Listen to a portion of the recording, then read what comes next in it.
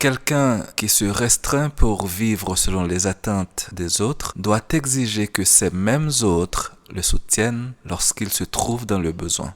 Vivre pour les autres en ignorant ses propres désirs et aspirations mène inévitablement à une situation de dépendance et de nécessité.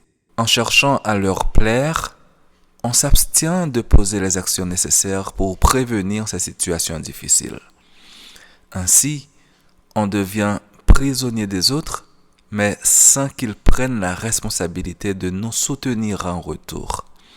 En réalité, on se fait leur prisonnier volontaire, non pas pour en tirer un quelconque bénéfice, mais au contraire, au prix de son propre épanouissement.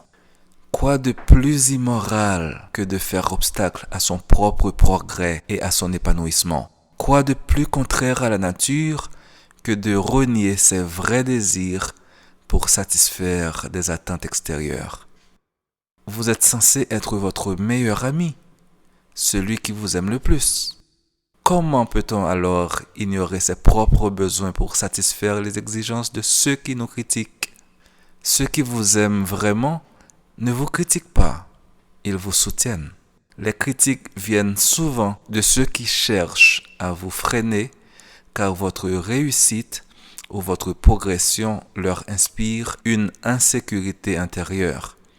Ces personnes perçoivent en vous une menace, le risque que vous les surpassiez, que vous les détrôniez ou simplement que vous leur échappiez. Pensez-vous sincèrement que ceux qui vous critiquent vous aiment plus que vous ne vous aimez vous-même? Cessez d'être naïf.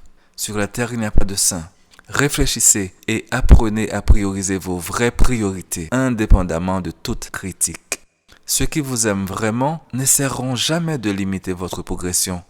Au contraire, ils vous encourageront. Les autres, quant à eux, ne méritent pas que vous leur sacrifiez votre épanouissement personnel. En fin de compte, vivre pour soi-même n'est pas un acte d'égoïsme, mais un acte de responsabilité.